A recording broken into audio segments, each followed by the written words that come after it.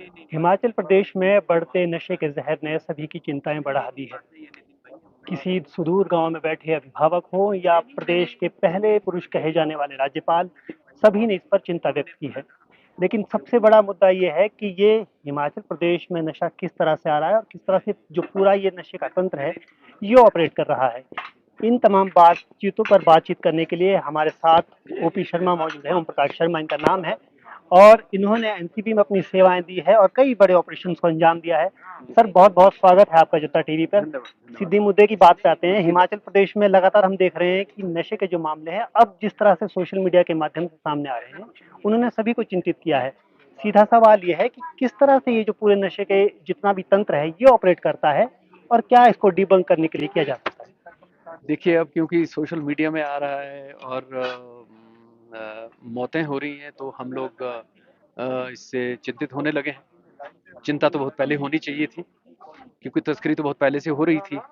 हम तो समय-समय पे खबरदार कर ही रहे थे। बहुत प्लेटफ़ॉर्म से हमने बात करी, पिछले 15 सालों से इस बात को हम कर रहे हैं, है ना? लेकिन गंभीरता से इसका संज्ञान नहीं लिया गया। अब क्योंकि सोशल मीडिया एक्टिव है और पुलिस ने भी काम करना शुरू कर दिया है जरा और अच्छे तरीके से और गंभीरता से इसको लिया है, तो हमें लगने लगा कि ये तो बड़ी विकराल परिस्थिति है।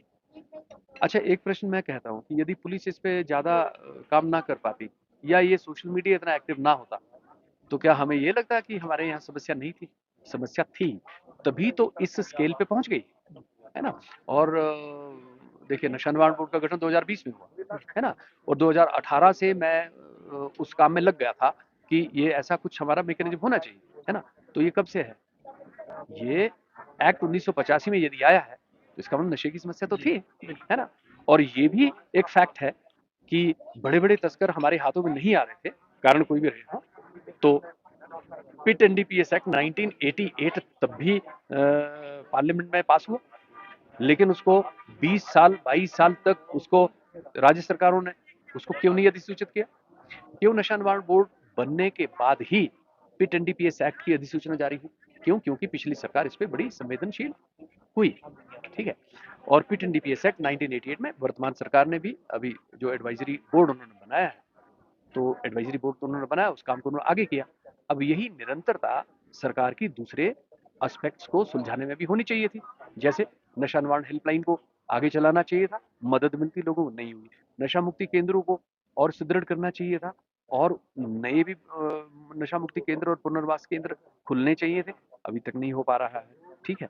तो हम हर फ्रंट पे बेसिकली सच कहूँ तो हम लोग फेल होते जा रहे हैं, क्योंकि हम समग्रता से इस इशू को नहीं समझ रहे हैं। जितने भी पहले हैं, चाहे वो नारकोटिक्स की कल्टीवेशन हो, उसकी प्रोडक्शन हो, उसकी तस्करी हो, उसकी कंजम्पशन हो, है ना? और कंजम्पशन के बाद जो उसका फॉल आउट है, जो इफेक्ट है, दुष्प्रभाव आता है, उसके लिए नशा मुक्ति केंद्रों की जैसे हमने बात करी, है ना? ये तमाम चीजों को समग्रता से देखना पड़ता है। आपको बजटरी एलोकेशन करनी पड़ेगी। आप ऐसे कैसे कर लेंगे सभी चीजों को?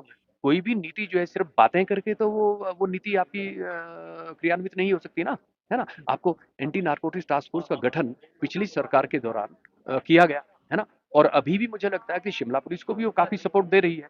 एंटी नारकोटिक्स टास्क फोर्स को और सुदृढ़ करते, नशा निवारण बोर्ड की बैठक में ये एजेंडा मैंने लाया, उस एजेंडा के तहत यही हुआ। मैंने तो कहा था कि डेडिकेटेड फोर्स बननी चाहिए, है ना? तो तब उस वक्त तो उसको डीजीपी साहब ने भी उस वक्त कहा नहीं नहीं, हमारी एसएनसीसी है, उसी को ही हम करेंगे, ठीक है? डेडिकेटेड फोर्स बनाने की आवश्यकता नहीं है, लेकिन आज तो है आवश्यकता। कैसे है? उस वक्त भी थी। आज आप एंटी नारकोटिक्स टास्क फोर्स के चलते होते हुए भी आपने ये कह दिया, आपको किसी ने एडवाइस कर दिया कि आप स्पेशल टास्क फोर्स बनाएंगे। आप अपनी ही फोर्स के अंदर विरोधाभास क्यों पैदा कर रहे हैं? क्या हम इसको काम को करना चाह रहे हैं या नहीं चाह रहे हैं, है ना? एक एसपी अच्छा काम कर रहा है, दूसरा एसपी अच्छा काम कर रहा है ना? लेकिन सभी तो काम नहीं अच्छा कर रहे। कुल्लू को आपने छोड़ रखा है। कुल्लू के अंदर इतना तस्कर वहां बैठा है, इतनी ऑयल वहां पे जो है वो पैदा किया जा रहा है ना, कैनबिस का, है ना? और वो ब्लैक मार्केट में धड़ल्ले से बिक रहा है ना? तो हमारी कैनबिस पॉलिसी का क्या होगा जो आप बनाना चाह रहे हैं? बिल्कुल, ठीक है ना? वो तो काउंटर साबित हो जाएगी। तो मैं क्या कहना चाह रहा हूँ आपके चैनल के माध्यम से कि एकीकृत नशा निवारण नीति 2022 को पूरी तरह से लागू किया जाए, ये मेरी मांग है, ठीक है? और दूसरा, नशा निवारण फंड को इसको एस्टैब्लिश किया जाए, तुरंत इसको चालू किया जाए, ताकि समाज से ऐसी जो चीजें निकल के आ रही हैं कि साहब हम जो है 20,000 देंगे, 21,000 देंगे, 5,000 देंगे, 10,000 में कोई लाख भी दे देगा, है ना? कितनी इन्फॉर्मेशन पे आप दे देंगे? 2,000 यहाँ पे इन्फॉर्मेशन निकलेगी, दोगे आप 2,000 इन्फॉर्मेशन का 50 21,000 और 50,000 रुपए के रेट की दर से आप पैसा दे देंगे क्या? है ना? आप सिर्फ वाई कमाने के लिए बातें करते हैं। ये आपको ये कोई संवेदना वाली बात नहीं हुई।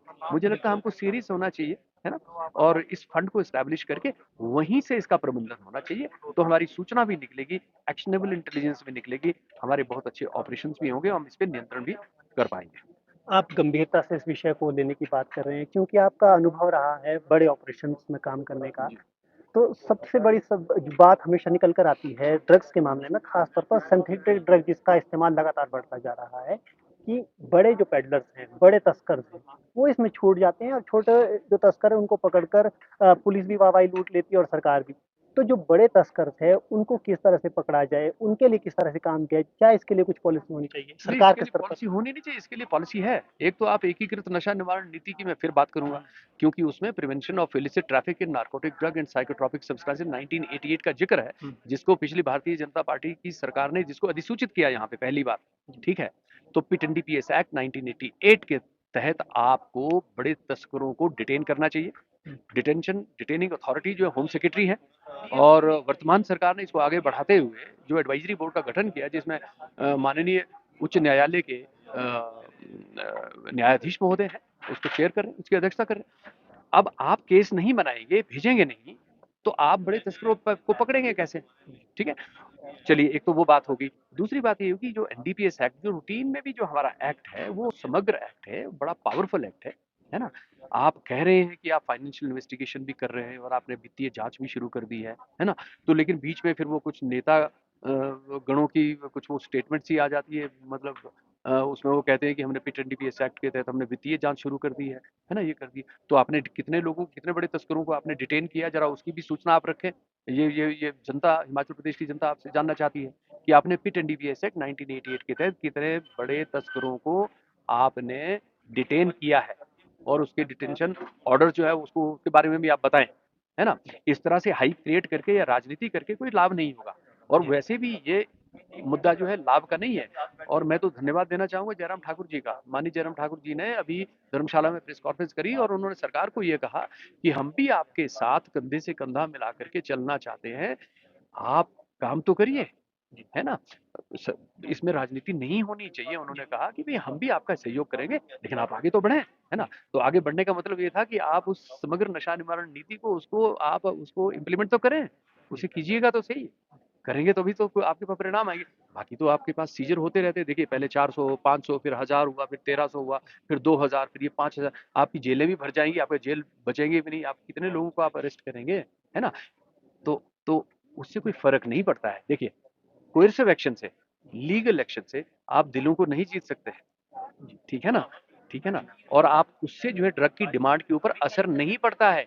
डिमांड रहती ही रहती है। अगर उसे एड्रेस नहीं करेंगे, डिमांड साइड में मार्केट को आप एड्रेस नहीं करेंगे, तो सप्लाईज तो वो लेके यहाँ नहीं तो कहीं और से आकर जाकर के वो लेके आएंगे। यहाँ से बच्चे अभी भी तो दिल्ली में जाकर के कहीं ना कहीं से लेके आते हैं, ठीक है ना?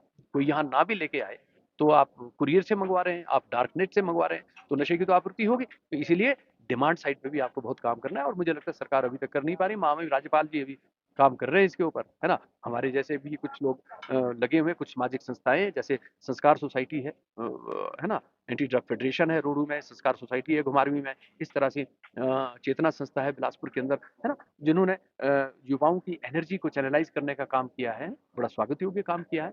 बहुत सारी ऐसी संस्थाएं काम कर रही हैं, लेकिन सरकार क्यों नहीं कर पा रही है इसको? इसको जब हमने कहा था कि आपको ड्रग डिमांड रिडक्शन कमिटीज जिला लेवल पे आपने बनानी है, और उसकी अधिसूचनाएं भी जारी हो रखी, सारी अधिसूचनाओं को आपने कहीं बंद कर दिया एक कमरे में किसी फाइल के अंदर। ये बहुत बुरा लगता है हमें। मुझे लगता है कि इन फाइलों को खोले सरकार, है ना? और उसके ऊपर उस नीति को क्रियान्वित करने का ये देव कार्य करें तो बहुत अच्छा होगा। आप कई मंचों से ये बात कह चुके हैं कि जो नशे की समस्या है ये बहुआयामी समस्या है, जी। और लगातार आप एक समग्र नशा निवारण नीति का जिक्र कर रहे हैं। हिमाचल प्रदेश में सरकार के स्तर पर और खासतौर पर समाज के स्तर पर किस तरह से इन सब चीज़ों के बीच जो है समन्वय बिठाया जा सकता है, ताकि आने वाले दिनों में जो युवा पीढ़ी है, क्योंकि देश और प्रदेश का भविष्य है युवा, और युवा अगर खोखला होगा तो निश्चित तौर पर उसका असर प्रदेश के भविष्य पर भी पड़ता है। तो किस तरह से देखते हैं आप और क्या इसके लिए नए सुझाव आपके ज़हन में आते हैं? देखिए, मैं आपसे पहली बार मिला हूँ और आपने बड़ी संजीदगी से इस विषय को समझा है। मैं अभी समझ गया। ये जो नशा निवारण बोर्ड जो बनाया था ना, ये लोग मालूम है यहाँ क्या सोचते थे? ये सोचते थे कि इसको कोई राजनीतिक पोस्ट चाहिए थी, इसने वीआरएस वगैरह ले रखा है तो इसको अपनी नौकरी-वोकरी की चिंता होगी इसलिए ये इसके चक्कर में पड़ा है।